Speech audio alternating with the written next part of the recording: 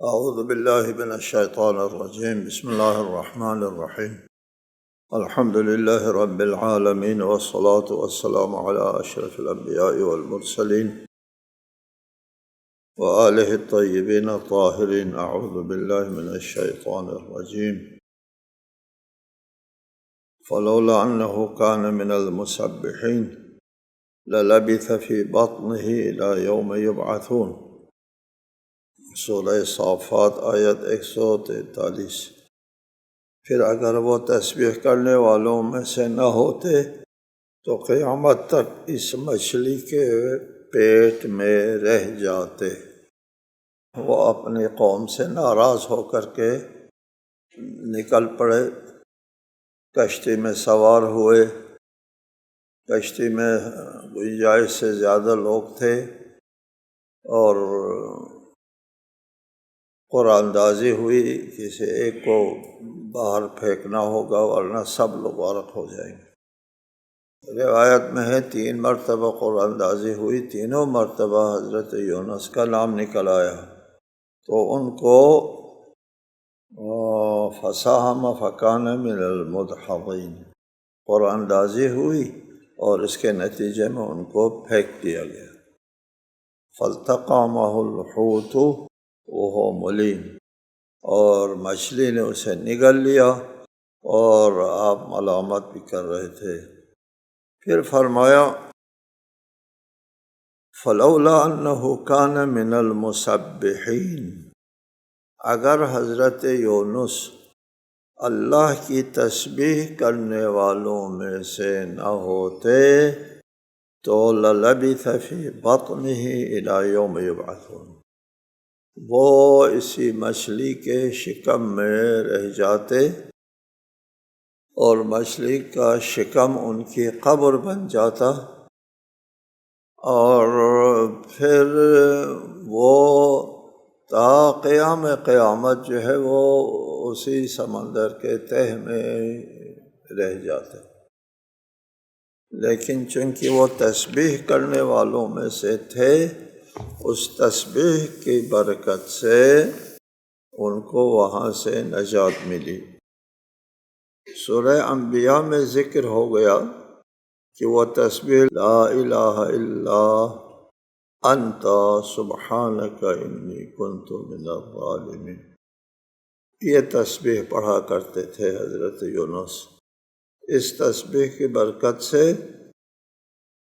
حضرت یونس کو نجات مل گئی اور دوبارہ نبوت کے منصب پر فائز کر دیا گیا، دوبارہ ان کو اپنی قوم کی طرف واپس کر دیا گیا۔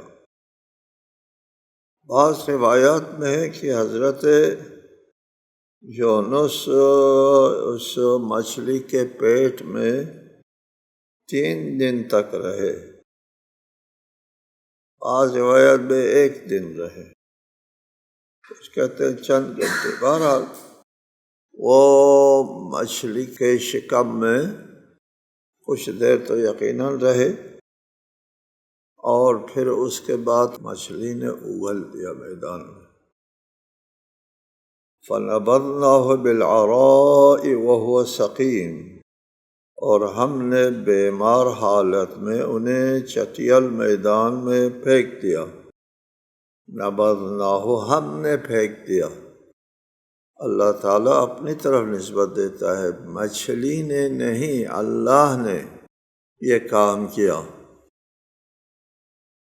مچھلی کی جسم میں اس قسم کے ایسی صورتحال پیدا کر دی اللہ تعالیٰ نے، اس صورتحال میں مچھلی مجبور ہو گئی کہ یہ جو پیٹ میں حضرت یونس ہے اس کو نگل کے باہر پھینک دے، اس کے بغیر اس کو آرام نہیں آتا تھا۔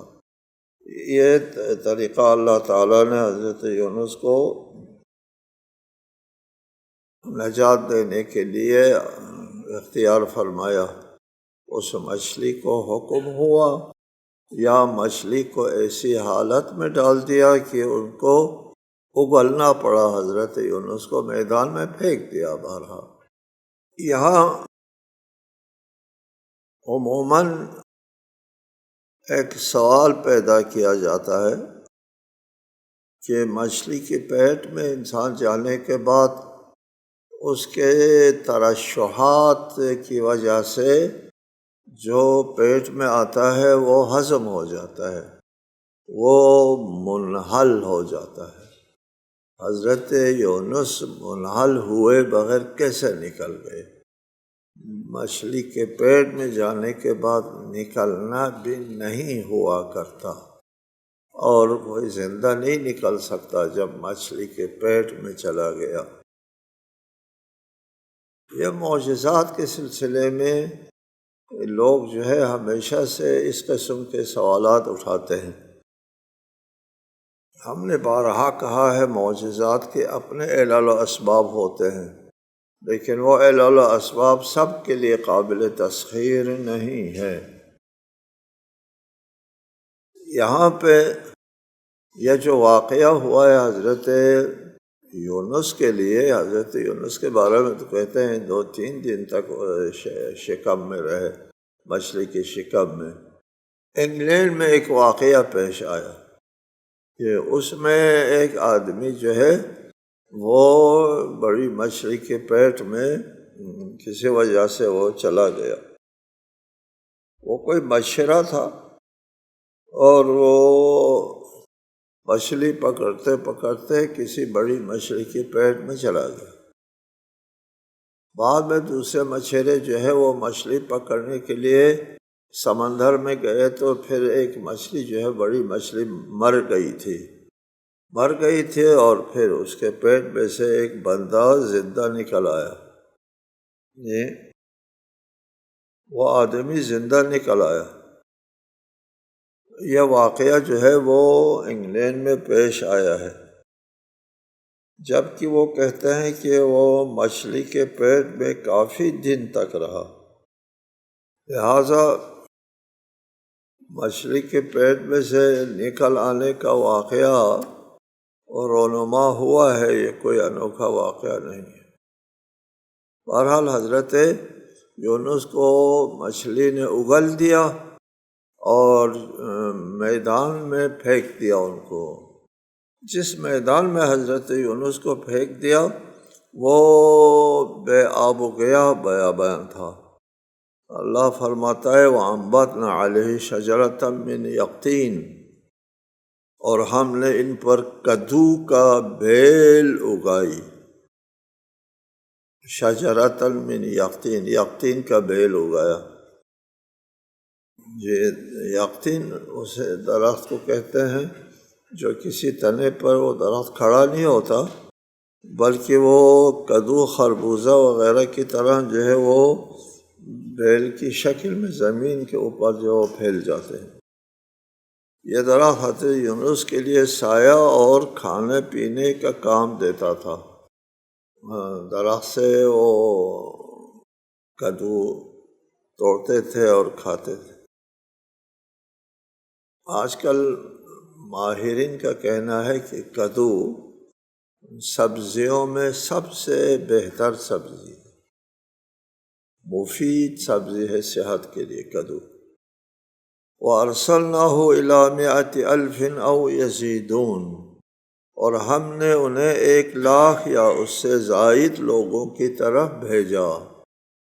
پہلے آپ کو بتایا تھا کہ حضرت یونس کو اللہ تعالیٰ نے بھیجا تھا۔ یہ حضرت یونس فلسطین کا رہنے والا تھا، اور فلسطین سے ان کو عراق موصل، اس کو قدیم موصل کے علاقے کا قدیم نام نینوا ہے، اس علاقے کو نینوا کہتے ہیں، موصل کی طرف بھیجا۔ اور موصل میں بنی اسرائیلی لوگ جو ہے وہ اسیری کے حالت میں وہاں آباد تھے۔ یہ بخت نصر نے حملہ کیا تھا اور پھر اس کے بعد ان کو اسیر کر کے عراق میں ان کو اسیری میں رکھا تھا، یہودیوں کو۔ تو حضرت یونس کو ان کی طرف مبعوث کر دیا کہ جائیں ان بنی اسرائیلیوں کی ہدایت کریں جو موصل میں آباد ہے، اس وقت عراق میں آباد ہے۔ وہاں سے وہ بھاگے تھے، اور پھر اس کے بعد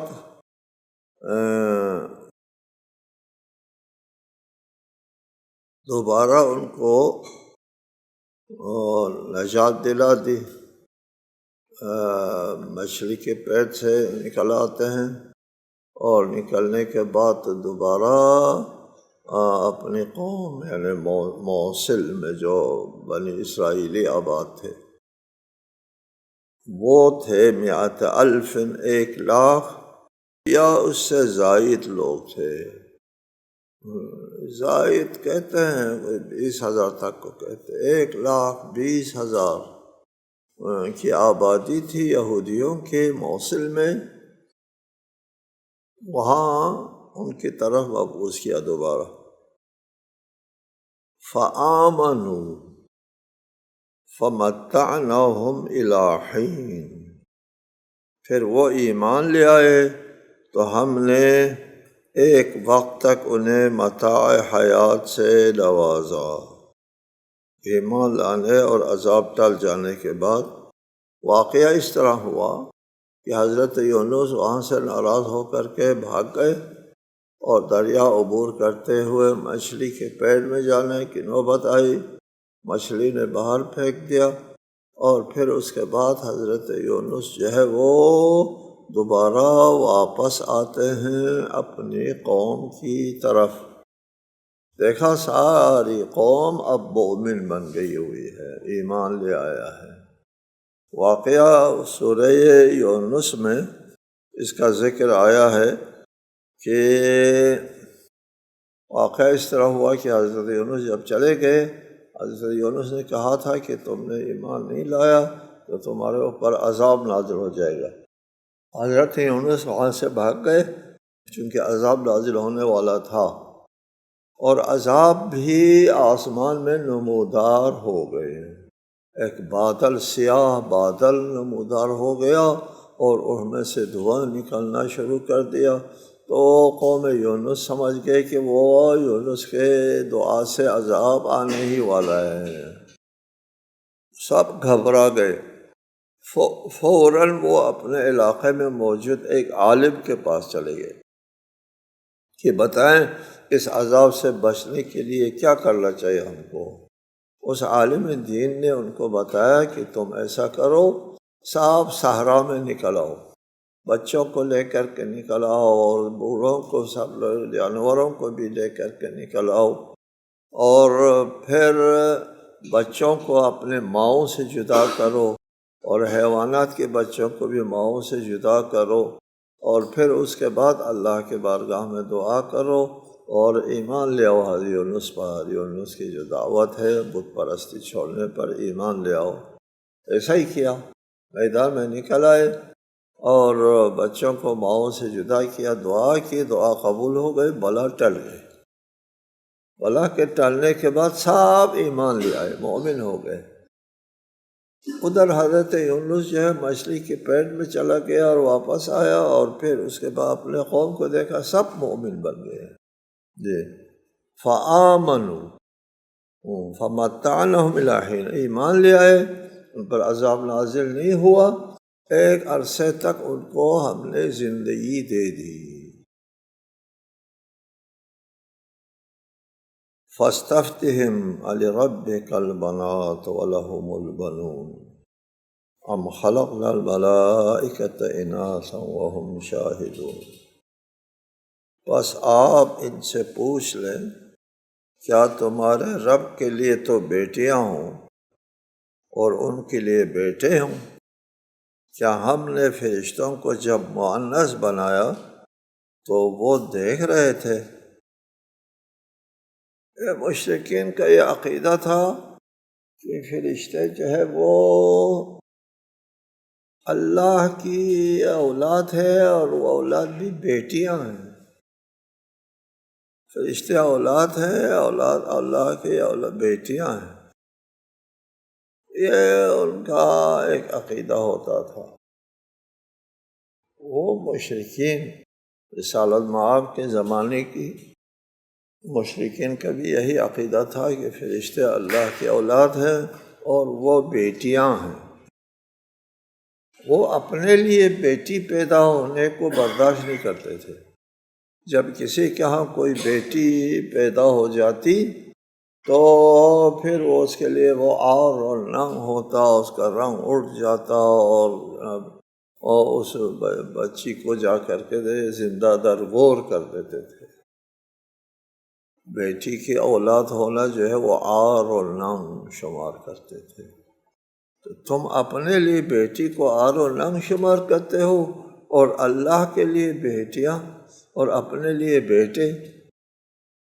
بیٹیاں اور بیٹوں میں وہ نہیں ہے، کسی کو کسی پر فضیلت نہیں ہے، لیکن بقول تمہارے مشرکین کے بقول کہ بیٹیاں جو ہے وہ کمتر اولاد ہے اور باعث عار و ننگ ہے وہ اللہ کے لیے، اور بیٹے جو ہے وہ بڑی نعمت ہے وہ تمہارے لیے۔ وَإِذَا ان کے اپنے لیے وَإِذَا بُشِّرَ أَحَدُهُمْ بِمَا ضَرَبَ لِلرَّحْمَنِ مَثَلًا ظَلَّ وَجْهُهُ مُسْوَدًّا وَهُوَ كَظِيمٌ۔ حالانکہ جب ان میں سے کسی ایک کو بھی بیٹی کا مژدہ یعنی بشارت سنایا جاتا جو اس نے خدائے رحمان کی طرف منسوب کی تھی، تو وہ اندر ہی اندر غصے سے پیشتاب کھا کر اس کا چہرہ سیاہ ہو جاتا کہ بیٹی کیوں پیدا ہوئی۔ ان کی مشرکین کی اپنی ذہنیت کے مطابق فرمایا کہ تمہارے لیے بیٹے اور اللہ کے لیے بیٹیاں، تلک اذن قسمۃ ضیزیٰ، یہ تو پھر غیر منصفانہ تقسیم ہے تمہاری ذہنیت کے مطابق۔ وَإِلَّا اولاد کے حساب سے بیٹیاں جو ہے وہ کمتر بیٹوں سے نہیں ہے، بلکہ حدیث ہے خیر اولادکم البنات، تمہارے اولاد میں بہترین اولاد جو بیٹیاں ہیں۔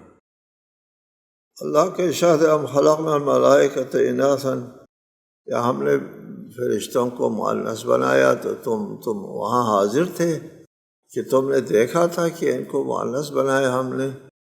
کہاں سے تمہارے پاس یہ چیز جو ہے بات آ گئی کہ یہ فرشتے جو ہے وہ مؤنث بنایا ہے ہم نے؟ الا انہم من افکہم لیقولون ولد اللہ وانہم لکاذبون، آگاہ رہو یہ لوگ اپنی طرف سے گھڑ کر کہتے ہیں کہ اللہ نے اولاد پیدا کی، اور یہ لوگ یقیناً جھوٹے ہیں۔ یہ باتیں ان کی اپنی گھڑی ہوئی ہے، لوگوں کا واہمہ ہے، لوگوں کے درمیان میں ایک بات چلتی ہے تو اس کو مسلم لیتے ہیں اور اس کو تقدس دیتے ہیں، اس کے اوپر جناب جان نثار کرتے ہیں، قربانی دیتے ہیں۔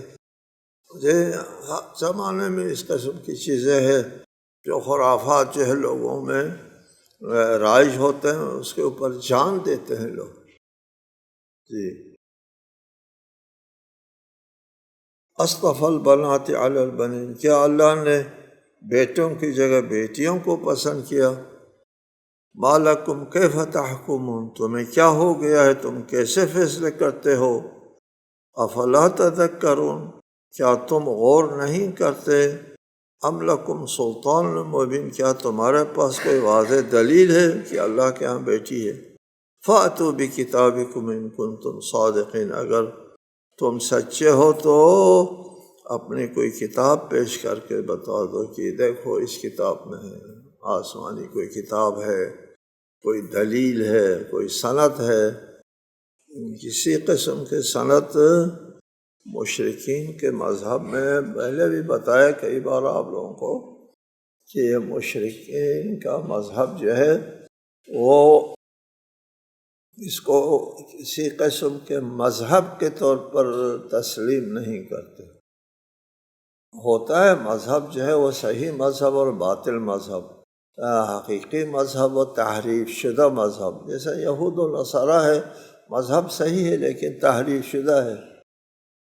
مشرکین کے مذہب کو کسی مذہب کے عنوان سے تسلیم نہیں کیا جاتا۔ اسلام کے نزدیک کوئی مذہب نہیں ہے، باطل مذہب نہیں، مذہب ہی نہیں ہے، مذہب کے طور پر اس کو تسلیم نہیں کرتے۔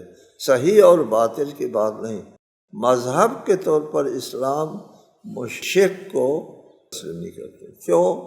اس لیے کہ مشرکین جو ہے وہ وحی کے قائل نہیں ہیں۔ مشرکین کہتے ہیں کہ بندہ بشر جو ہے، انسان اللہ کی نمائندگی نہیں کر سکتا، یہ رسالت کا منکر ہے، قیامت کی بھی منکر ہے۔ اللہ تعالیٰ کے ساتھ طرف سے، اللہ کی طرف سے کوئی پیغام نہیں آیا کسی بشر بندے کے ذریعے سے، پھر تمہارا مذہب کہاں سے آیا؟ جی، جب اللہ کی طرف سے کوئی بندہ بشر جو ہے وہ پیغام بر بن کے نہیں آ سکتا ہے تو تمہارا مذہب کہاں سے آ گیا؟ وہ کہتے ہیں نہ وجدنا آباءنا، ہم نے اپنے باپ دادا کو اس طرح کرتے دیکھا ہے۔ ان کی دلیل صرف باپ دادا کی اندھی تقلید ہے، اور کوئی دعویٰ بھی نہیں ہے کہ اللہ کی طرف سے ہم کو وہ پیغام ملا ہے، وہ بھی نہیں ہے باپ دادا۔ لہٰذا اس مذہب کو کوئی بنیاد نہیں ہے، اس مذہب کو کسی مذہب کے طور پر تسلیم نہیں کرتا اسلام۔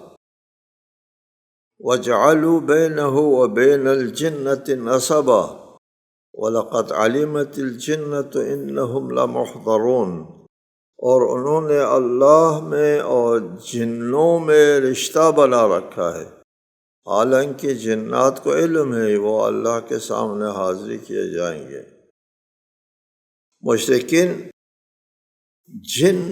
جنات اور اللہ کے درمیان کسی قسم کے رشتے کے قائل تھے۔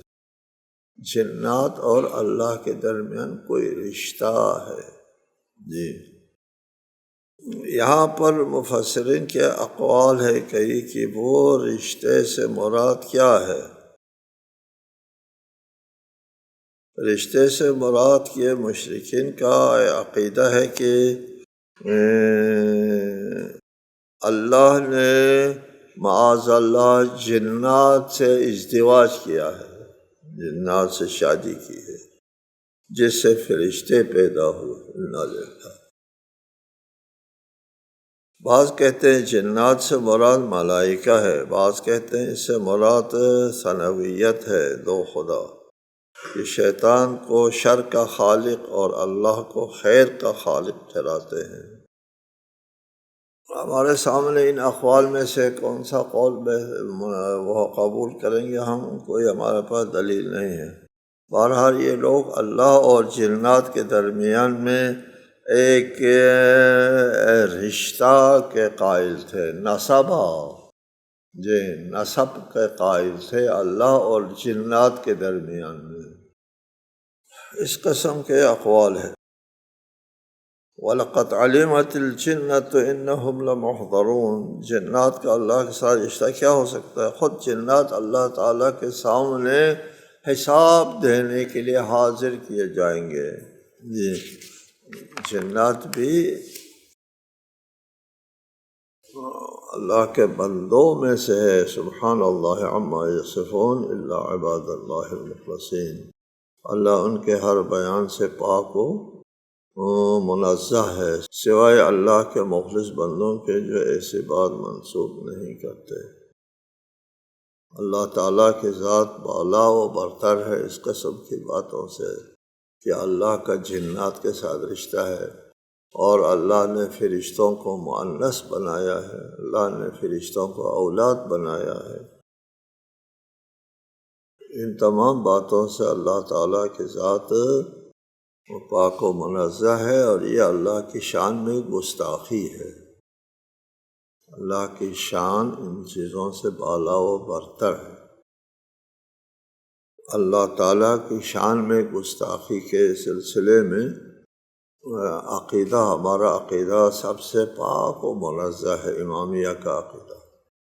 اللہ تعالیٰ کو ہم نہیں کہتے کہ قیامت کے دن نظر آئے گا، اللہ نظر آئے گا، یا اللہ کی شان میں گستاخی تصور کرتے، یا دنیا میں کسی ہستی کو اللہ نظر آیا تھا، اس کو شان الہی میں گستاخی تصور کرتے ہیں۔ اچھے میرے ساتھ کیا مشرکین کا جو عقیدہ ہے، فَإِنَّكُمْ وَمَا تَعْبُدُونَ مَا أَنْتُمْ عَلَيْهِ بِفَاتِنِينَ إِلَّا مَنْ هُوَ صَالِ الْجَحِيمِ، بس یقیناً تم اور جنہیں تم پوچھتے ہو سب مل کر اللہ کے خلاف کسی کو بہکا نہیں سکتے سوائے اس کے جو جہنم میں جھلسنے والا ہے۔ ما انتم علیہ بفاتحین، یعنی اللہ کے خلاف کسی کو بہکا نہیں سکتے۔ فاتن یہاں گمراہ کرنا، یعنی فتنے میں نہیں ڈال سکتے تم لوگ۔ جس کو اللہ تعالیٰ نے ہدایت دی ہے اس کو گمراہ نہیں کر سکتے مگر وہ جو جہنم میں جھلسنے والا ہے۔ الا من هو صال الجحیم، سلو جھلسنے کو کہتے ہیں، یہ قرآن مجید میں ہے، یہ لفظ بہت استعمال ہوا ہے، یہ جھلسنے کے معنی میں ہے۔ لوگ اس کا لیتے ہیں داخل ہوں گے جہنم میں، داخل ہوں گے، داخل ہونے کے معنی میں نہیں، جھلسنے کے معنی میں ہے۔ السلام علیکم ورحمۃ اللہ وبرکاتہ۔